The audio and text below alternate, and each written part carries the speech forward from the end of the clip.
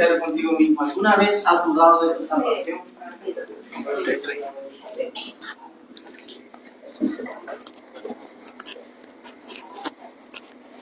Pues de eso va la predi hoy. Vamos a meditar en la segunda carta del apóstol Pedro, una de las cartas que tuvo más dificultad para entrar en el canon de los libros que conocemos en la Biblia. Fue una de las últimas que se anexó. Y vamos a meditar hoy en esa carta, y esta predicación lleva por título La seguridad de mi salvación.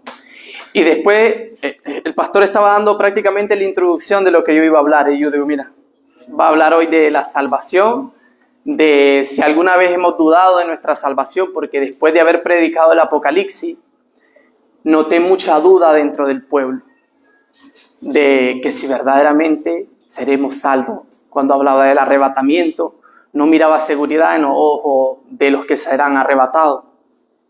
Entonces la predicación lleva por título La seguridad de mi salvación. Amén.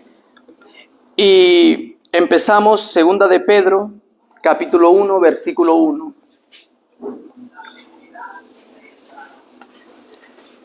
Y lo leemos honrando al Padre, al Hijo y a su Santo Espíritu. Porque de esta manera os será otorgada amplia y generosa entrada en el reino eterno de nuestro Señor y Salvador Jesucristo. Amén. Gloria a Dios. Recuerdo que hace 7 años, cuando me vine de mi país, me dieron los boletos, compré los boletos, y recuerdo que las escalas que hacía para venir aquí eran Panamá, París y París-Málaga. Y conforme se iba acercando la fecha de abordar mi vuelo, me iba despidiendo de las personas, y ciertas personas me preguntaron cuáles son las escalas que llevan. Los que son extranjeros me van a comprender mejor, los que han viajado y han venido.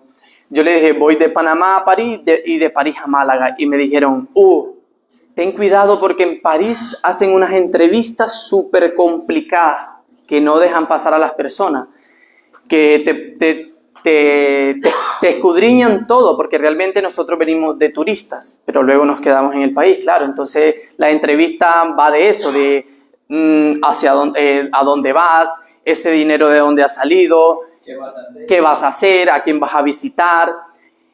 Y en cierta manera me llené de duda, a pesar de tener mi boleto pagado, que me aseguraba que llegaba hasta España, me llené de duda que si verdaderamente podía atravesar. Y empecé a formular preguntas en mi cabeza y posibles escenarios, y si me dice esto, le responderé esto, y si me pregunta esto. Imaginé todos los escenarios posibles. Llegó el día del vuelo, y recuerdo que el primero fue de mi país a Panamá, que hay 2 horas de mi país a Panamá, yo soy de Nicaragua. Y cuando llego a Panamá y estoy ahí en la fila,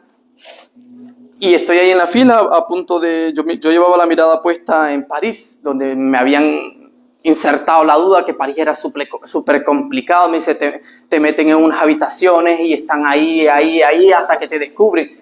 Y yo iba asustado, realmente venía asustado.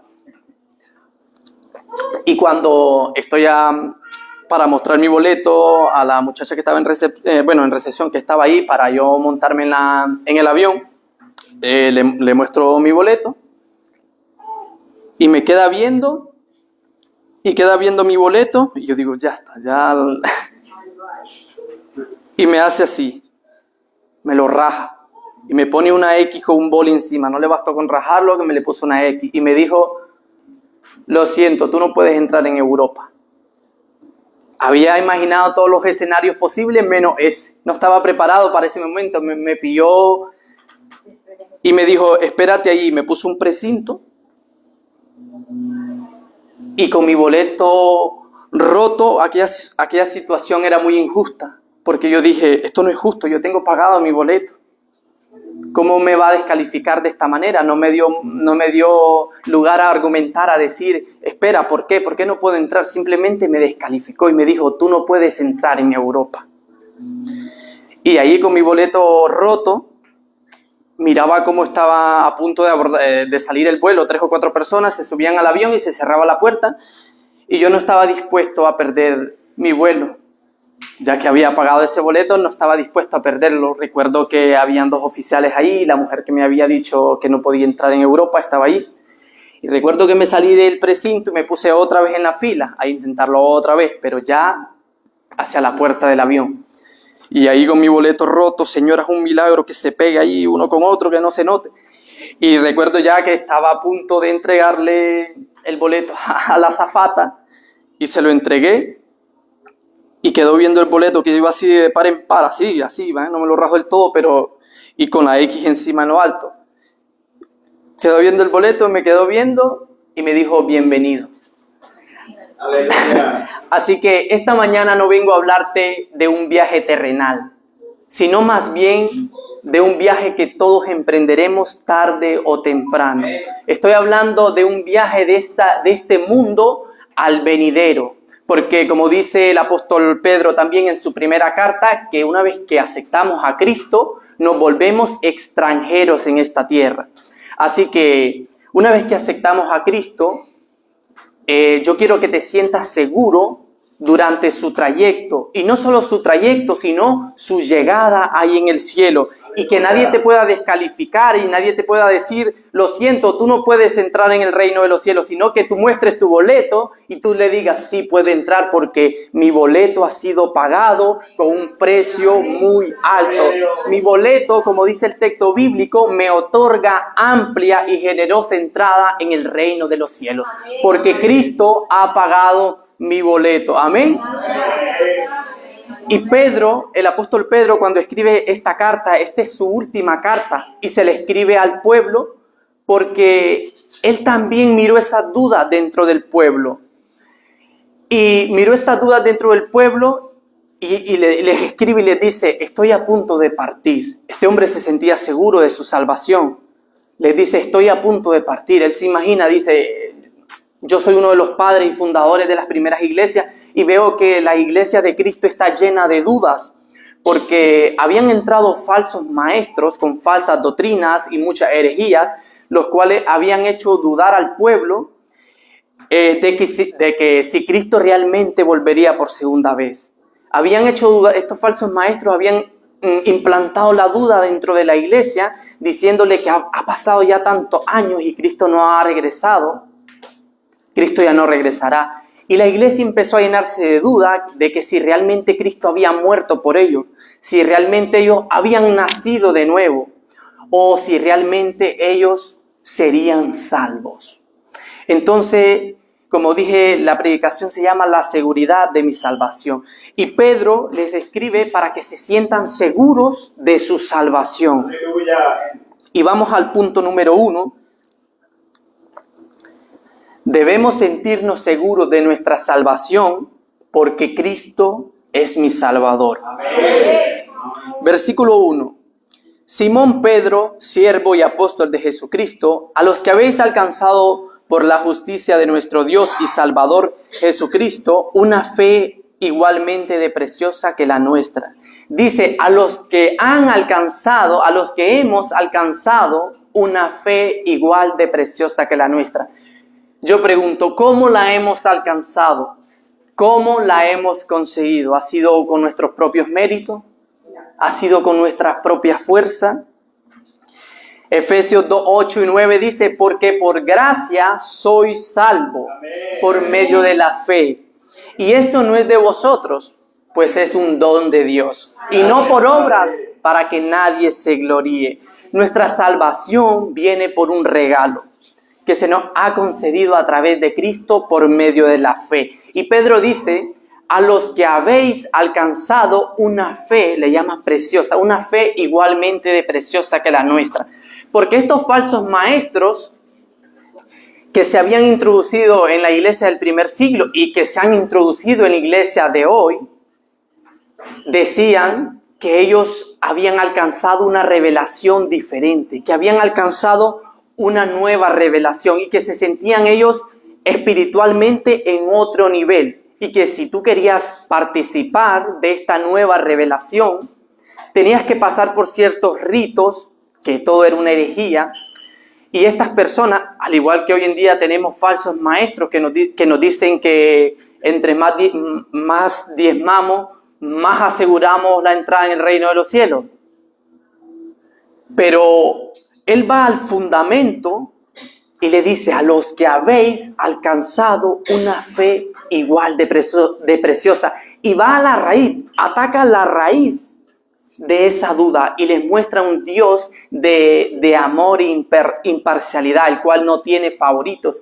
La misma fe que yo tengo, la misma gracia, dice Pedro, que ha sido derramada sobre mí, es la misma gracia que ha sido derramada sobre ti, porque Dios no tiene favoritos, sino que la misma fe que yo tengo, dice Pedro, es la misma fe que se ha derramado sobre ti, la misma gracia.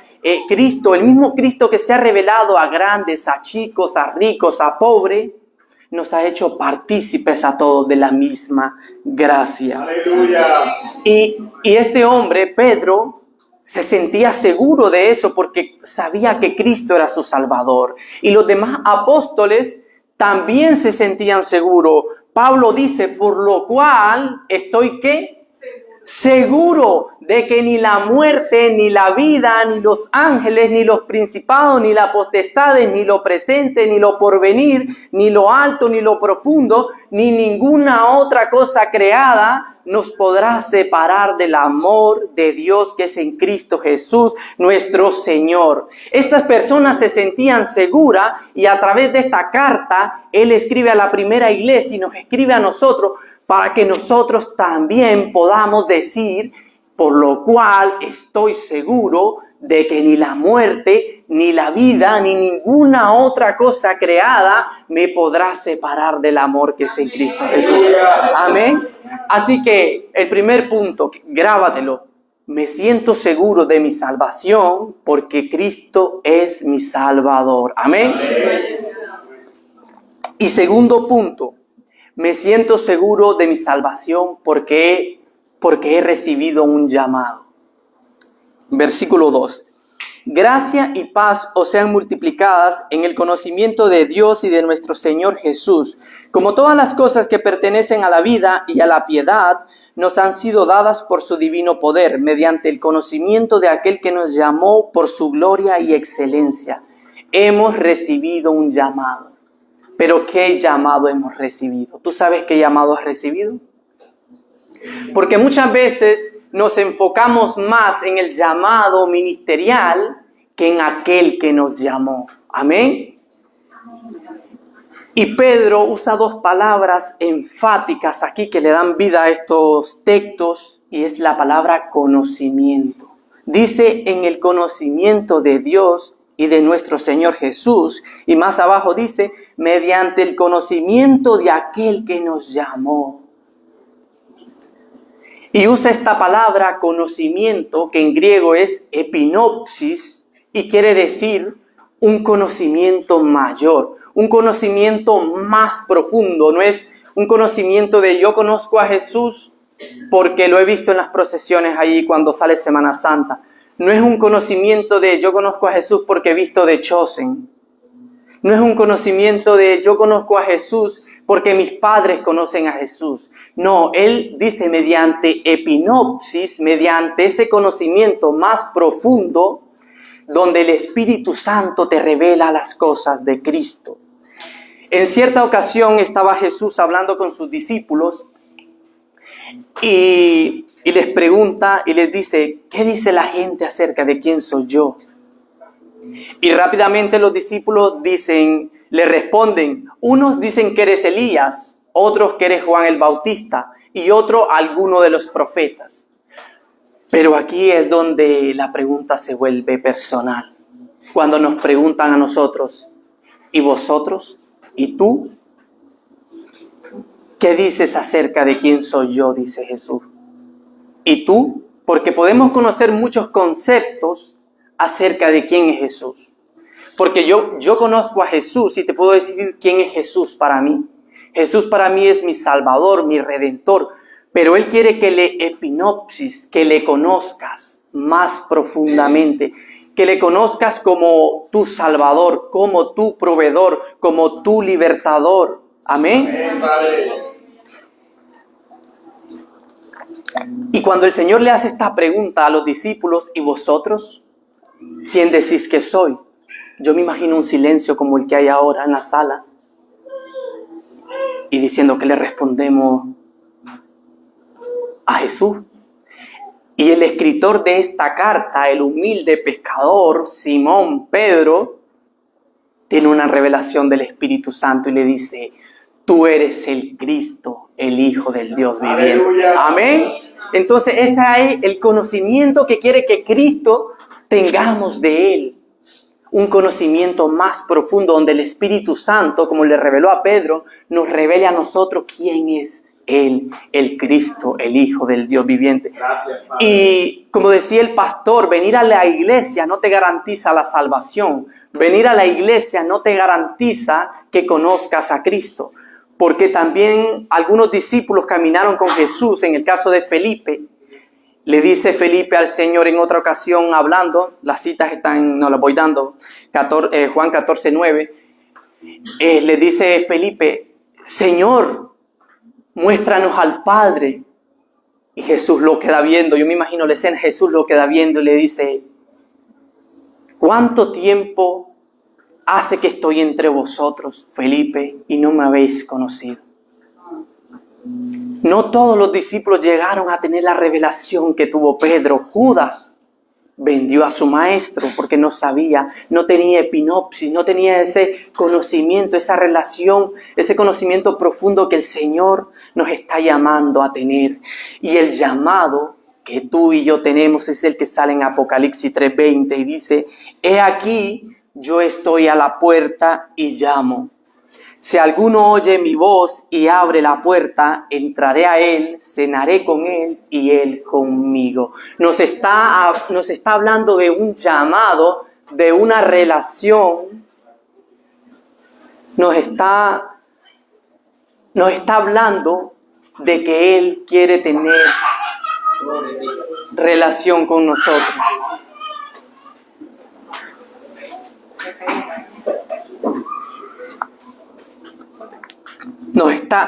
El llamado que nosotros tenemos es a tener epinopsis, como dice Pedro, un conocimiento mayor de Cristo. Amén. Así que debo sentirme seguro de mi salvación porque he recibido un llamado a tener una relación con Cristo. Gloria a Dios. Y tercer punto, debemos sentirnos seguros de nuestra salvación porque tenemos sus promesas. Versículo 4. Primera de Pedro 4. Por medio de las cuales nos ha dado preciosas y grandiosas. Segundo, como todas las cosas. El 4, versículo 4. Ahí. Por medio de las cuales nos ha dado preciosas y grandiosas promesas, para que por ellas lleguéis a ser partícipes de la naturaleza divina, habiendo huido de la corrupción que hay en el mundo a causa de la concupiscencia. Pedro califica de grandiosas y preciosas, grandísimas, las promesas que tenemos en Cristo. Como dice Pablo, en Cristo las promesas son el sí y el amén. Ya él ha calificado una fe preciosa, ¿no? Como hemos leído al inicio. Ahora tenemos unas promesas preciosas. Y el Nuevo Testamento está lleno de promesas para nosotros. Lo que tenemos que hacer es apoderarnos de ella. Porque hay promesas de todo tipo para el descanso, para la paz, para la falta de provisión, para la salvación. Dice, el que a mí viene no le echo fuera. Mateo 11:28 dice, venid a mí todos los que estáis cargados y trabajados y os haré descansar. Llevad mi yugo sobre vosotros y aprended de mí. La paz os dejo, mi paz os doy. Yo no la doy como el mundo la da, no se turbe vuestro corazón ni tenga miedo. Aleluya. Hay tantas promesas en el Nuevo Testamento como en el Antiguo Testamento que lo único que tenemos que hacer es, a través de la fe, apoderarnos de ella. Y no solo para la paz o para la ansiedad o para la depresión, sino que también tenemos paz, sino que también tenemos promesas para el futuro. Romanos 19 dice que si confesares con tu boca que Jesús es el Señor y creyeres en tu corazón que Dios le levantó de los muertos, serás salvo. Y yo les doy la vida eterna y no perecerán jamás, ni nadie los arrebatará de mi mano. Amén. Y Juan 14, versículo 1, versículo 3 dice, no se turbe vuestro corazón, creéis en Dios, creed también en mí. En la casa de mi Padre muchas moradas hay. Si así no fuera, yo os lo hubiera dicho. Voy pues a preparar lugar para vosotros. Y si me fuere, os prepararé lugar. Vendré otra vez y os tomaré a mí mismo, para que donde yo estoy, vosotros también estéis. No son grandiosas como las califica Pedro las promesas que tenemos en Cristo, que son el sí y el amén. Estas promesas se hacen reales en Cristo. Y no solo esto, sino que también tenemos promesas para hacernos con ella en este mismo momento. En el momento que aceptamos a Cristo, dice más el Consolador, el Espíritu Santo, a quien el Padre enviará en mi nombre. Él os enseñará todas estas cosas y os recordará todo lo que yo os he dicho. El Espíritu Santo, una vez que aceptamos a Cristo, no solo nos quita el pecado, nos justifica, nos da una salvación, nos da sus promesas y nos da al Consolador, al Espíritu Santo, que nos recuerda todas estas cosas que Él ya habló, constantemente se hacen reales en nuestras vidas. Así que debo sentirme seguro de mi salvación porque tengo sus promesas. Amén. Y el cuarto y último punto, me siento seguro de mi salvación porque tengo una naturaleza divina. Dice el versículo 4, después de hablar de las promesas, una de ellas es el Espíritu Santo, el cual nos capacita para tener esta naturaleza divina, para que por ellas lleguéis a ser partícipes de la naturaleza divina, habiendo huido de la corrupción que hay en el mundo a causa de la concupiscencia. ¿Y qué es esto de la naturaleza divina? ¿O qué significa tener la naturaleza divina?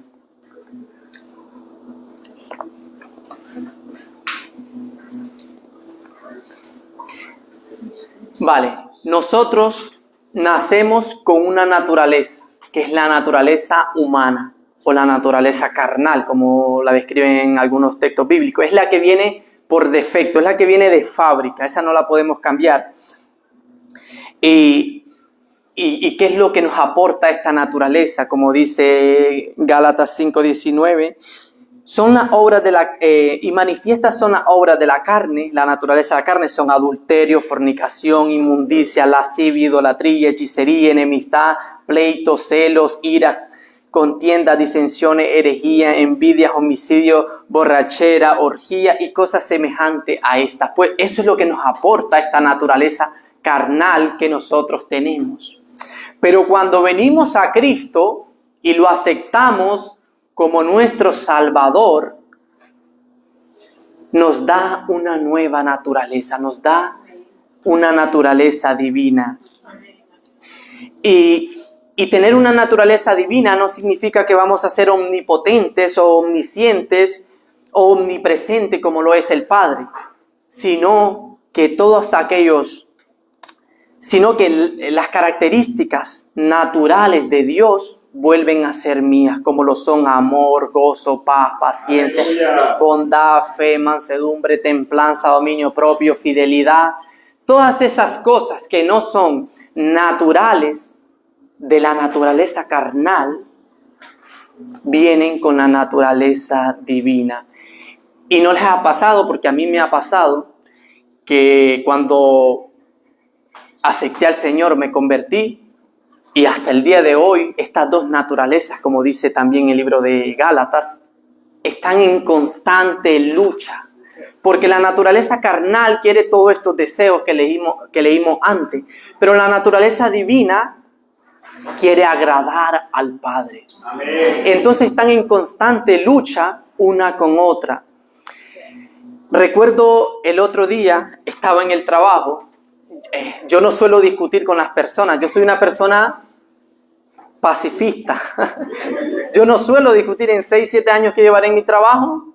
Pues habré discutido 2 veces porque tratar con las personas también es complicado. Pero por medio de la naturaleza divina nos ayuda a poder comprenderlo, a poder ver su corazón. Tuve una discusión con un trabajador, con un compañero mío de trabajo. Y después de la discusión, él se fue por su lado, yo me fui por mi lado. Y pasaron los días y ese hombre no tenía intención de venir a pedirme disculpas. Ni yo tampoco tenía intención de ir a pedirle disculpas. Y orando en mi naturaleza carnal, que muchas veces oramos en nuestra naturaleza carnal, estaba orando y es que no lo podía, cuando lo miraba venir me iba por otro lado por el simple hecho de no verlo. Y en mi naturaleza carnal oraba al Señor y le dije, Señor, que se lo lleven para otra obra, es que no puedo ver a este hombre. Increíblemente se lo llevaron para otra obra. Pero ¿qué pasó? Que no habían pasado ni 24 horas cuando había discutido con otra persona. Yo no suelo discutir con las personas y esta vez era más grave que la anterior. Y yo digo, no puedo seguir orando de esta manera, si no nos vamos a quedar sin obrero. Y mi naturaleza divina decía que tenía que ir a pedirle perdón a este hombre. Que tenía que irme a disculpar con ese hombre aunque yo no llevara razón. Porque la naturaleza humana no le gusta humillarse. La naturaleza humana no le gusta doblegar su ego. Cuando hiere nuestro ego, la naturaleza humana no le gusta que su ego se vea afectado. La naturaleza humana no quiere poner la otra mejilla. La naturaleza humana no quiere llevar la carga una mía más. La naturaleza humana no quiere orar por su enemigo. La naturaleza humana no ora por aquellos que los persiguen, como dice la palabra. La naturaleza humana no quiere estar por debajo de nadie. Pero en Cristo tenemos una naturaleza divina. Así que no me quedó otro remedio. Y fui donde este hombre y no llevaba razón para nada. Y lo llamé aparte y hablé con él y le dije que me perdonara por lo que había pasado y le pedí disculpas. Me humillé, pero eso es lo que quiere la naturaleza divina en nosotros. Agradar al Padre, agradar al Padre. Por eso les digo que muchas veces está en constante lucha esa naturaleza carnal, que está llena de ego, llena de yo soy, está llena de yo tengo que quedar siempre por encima. Pero nuestra naturaleza divina siempre quiere agradar al Padre. Amén. Y un claro ejemplo lo vimos en Jesús, que mientras lo golpeaban, mientras lo maltrataban, mientras le daban vinagre, ¿qué dijo el Señor? Perdónalos. Perdónalos porque no saben lo que hacen. Su naturaleza divina estaba en actuación. Perdónalos porque no saben lo que hacen. Amén. Amén. Y esto de la naturaleza divina lo podemos entender un poco más claro cuando meditamos en la parábola del hijo pródigo, cuando vemos al hijo pródigo que está revolcándose entre el barro, allí con los cerdos. Él está en su naturaleza humana. Pero después que él se ve allí entre los cerdos, en él había otra naturaleza, era la naturaleza de su padre. Dice, me levantaré e iré a mi padre. La naturaleza de su padre lo estaba llamando. Él sabía que en la casa de su padre había amor, había aceptación. Él sabía que en la casa de su padre había misericordia, había regalo, había comida, había abundancia de pan. Y a pesar de que se encontraba con los cerdos, su naturaleza no era de cerdo. Igual que la naturaleza del cerdo no era la naturaleza que tenía el hijo pródigo. Porque si tú coges un cerdo, y se los digo porque yo he trabajado mucho con cerdos, Si tú coges un cerdo y lo bañas, lo limpias y si le quieres poner un moño se lo pones, verás que a los 5 minutos ese cerdo se estará revolcando otra vez en el barro. Porque esa es su naturaleza. Su naturaleza lo llama a revolcarse en el barro. Pero nuestra naturaleza divina, como la naturaleza del hijo pródigo, la naturaleza que estaba en el hijo pródigo, la naturaleza de su padre lo llamaba a volver a su casa. Es así, nuestra naturaleza divina nos llama a volver a la casa del Padre. Porque sabe que en la casa del Padre hay aceptación, en la casa del Padre hay amor, en la casa del Padre hay misericordia, en la casa del Padre hay salvación. Y esta naturaleza divina nos dice que no pasaremos una eternidad aquí en la tierra. Eclesiastés 3:11 dice, todo lo hizo hermoso en su tiempo y ha puesto eternidad en el corazón de ellos, sin que alcance el hombre a entender la obra que ha hecho Dios desde el principio hasta el fin. Dios ha puesto eternidad en el corazón del hombre. Pero como las personas no tienen la naturaleza divina, no pueden comprender que es ese algo que Dios ha puesto en sus corazones. Así que ellos intentan buscar la eternidad por medio de medicamentos, por medio de meter tu memoria en un pendrive y dejarla, por medio de un sinnúmero de cosas. No logran entender qué es ese algo que tienen dentro de ellos. Pero nosotros, que tenemos la naturaleza divina, nos dice que ese algo es que volveremos con el Padre a aquella creación, como dice Apocalipsis, cielo nuevo y tierra nueva, donde no habrá más lágrima ni más dolor. La naturaleza del Padre que está en nosotros nos llama a tener una estrecha relación eternamente con Él. Gloria a Dios. Así que debemos sentirnos seguros de nuestra salvación porque tenemos una naturaleza divina. Amén. Amén. Y Pedro hace un añadido a todo esto que yo he dicho, desde el versículo 5 en adelante, dice, vosotros también, poniendo toda diligencia, por esto mismo, añadid a vuestra fe virtud, a la virtud conocimiento, epinopsis, al conocimiento dominio propio, al dominio propio, a la paciencia, a la piedad, afecto fraternal. Y al afecto fraternal, Amor. todo empieza por la fe y termina en el Amor. amor. Porque si estas cosas están en vosotros y abundan, no os dejarán estar ociosos, ni sin fruto en cuanto al epinopsis, en cuanto al conocimiento de nuestro Señor Jesucristo. Aleluya.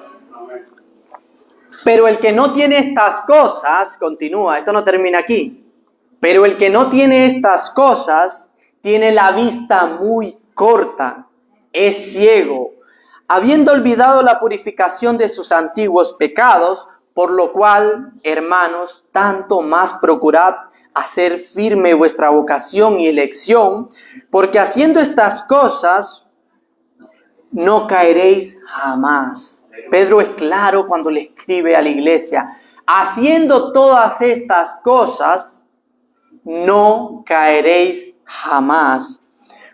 Porque de esta manera os será otorgada amplia y generosa entrada en el reino eterno de nuestro Señor y Salvador Jesucristo. Gloria a Dios. Así que cuando te vuelvan a llegar las dudas de que si verdaderamente serás salvo, recuerda la carta de Pedro que le escribió a la iglesia del primer siglo y nos escribe hoy a nosotros. Y le dice, siéntanse seguros porque Cristo es su Salvador. Siéntanse seguros porque han recibido un llamado a tener una relación con Cristo. Siéntanse seguros porque tienen las promesas de Cristo. Siéntanse seguros porque tienen una naturaleza divina. Y como dice Pedro, si estas cosas abundan en vosotros no caeréis jamás. Y daremos frutos, dice también. Así que en esta mañana el objetivo de la carta de Pedro era reavivar la fe de los creyentes, confirmar lo que ellos ya creían. Así que, y el objetivo es el mismo hoy, de que tú reavives lo que ya creías y lo hagas real en ti, porque en Cristo las promesas son el sí y el amén. Así que, y si alguno aún no ha aceptado a Cristo y quiere sentirse seguro de su salvación, de que le será otorgada una amplia y generosa entrada en el reino de los cielos, hoy es el momento, ahora mismo es el tiempo de aceptar al Señor y que empieces tú a ser partícipe de las promesas, que empieces tú a tener una naturaleza divina y esa naturaleza divina te dé la convicción de que serás salvo. Amén. Amén. Así que este era el corto mensaje que yo traía para la iglesia. Espero que el Señor haya hablado a tu vida y medites en esta carta, medites en lo que el apóstol